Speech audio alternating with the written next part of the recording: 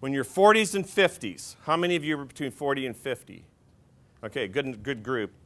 How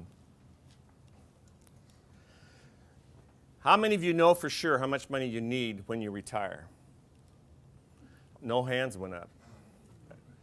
How many of you know exactly how much money you're going to need when you retire?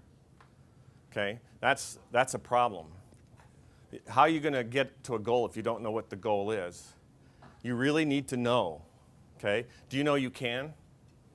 That's really important. A lot of people say, well, how do you do that? It's interesting. I was looking at today, I was calculating, okay, I started working in 1974 for all practice, 73, 74. And I was thinking to myself, how much money did I make in 1973? I made $6,500. And if I had to plan for my age 65, I'm 63 now, giving myself away a little bit. So in 2 years, I'll be 65.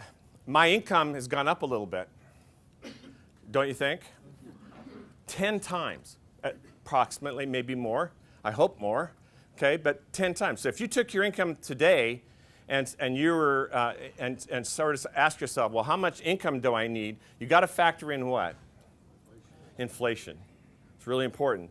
So when you start looking at retirement goals, you've got to think about what you're making today, and you've also got to think about what you're going to need to make when you retire. Which means you've got to pick what? Big number. You got to pick a big number. That's a good principle. Big is better. I think there's an ad on TV that with the kids, they say bigger is better, more is better, and it is. It's really important to do that. The other thing that's really, how many of you think you're going to work until 65? I heard a groan there. Most of your hands went up, right? So here's some interesting statistics, though. 51% of you are not going to retire at 65. You're going to retire before 65. Does anybody know why? Health. And who controls health? There's a lot of answers to that, right? So the very fact that you can sit here and say to yourself, well, I'm going to work until I'm 66, normal Social Security retirement date, but you may not. So you need to have some thoughts about when you're going to retire, but you also need to be really realistic about that and say, I may have to retire early. So it might not be a bad idea, and I do this with every client. We always plan age 62. And sometimes we have to plan earlier if we know there's a health issue coming. Okay? So just some thoughts about goal setting. But I can tell you right now, if you don't have that number or a good idea about what that number might be, you're in trouble already. And if you assume, another statistic that will help you, what percentage of people in this country are retiring today on Social Security alone? Any guesses? It's close to 70%. And that number hasn't changed. That number hasn't changed in my full 40 years. Sometimes it dropped down like 66 one year, then it went up to 71 one year, a couple of years, and then it's back. It depends on how the economy is doing. So, and what happens? Why does that happen? Anybody want to know what happens? What happens is when people change jobs, what might they do? And the number is staggering. Something like 60% of all people who have a defined contribution plan, that's money you put in yourself, those of you who have PERS 3 understand that, and all those who have deferred comp understand that, 51% of those are borrowed to the hilt. So what are people doing? They're stealing from their retirement, and it has a really negative impact. So just be kind of aware that this, knowing when you're going to retire, knowing approximately how much money you need when you retire, and having a plan to get there are really, really important. Catch up where I'm at here. Somebody asked me, what are you going to do, Will, when you retire? My son is asking that. My son works for me.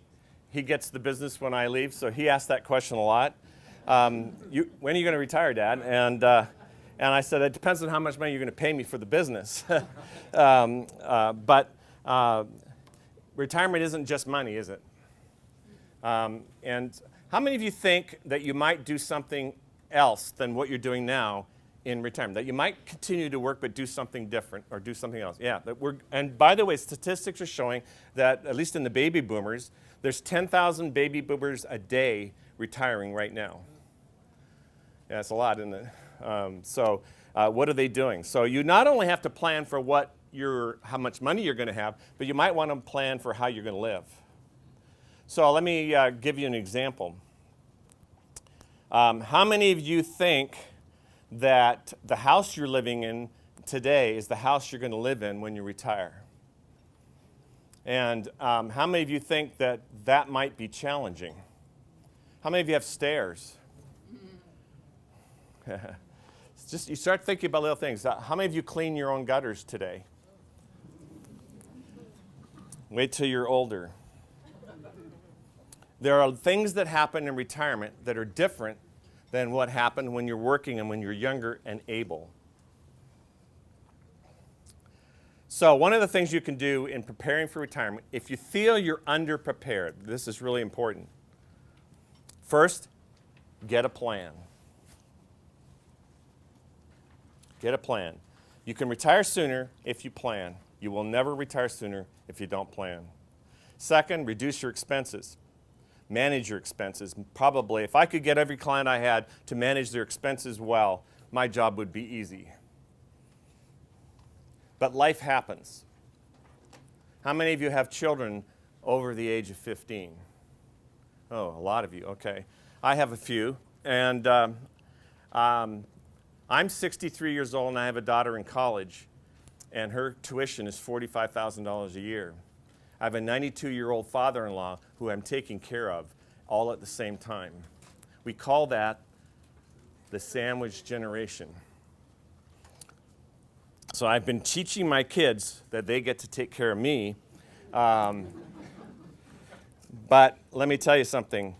There are things you have to be prepared for in order to do that. So how many of you had money invested during 2008 when the market crashed? All of you. Okay, so how many of you lost money? Okay, all right. How many of you bailed on you don't have to raise your hand, but lots of you probably got nervous. How many of you were around in 2001, 2002, 2003 when we had the tech bust?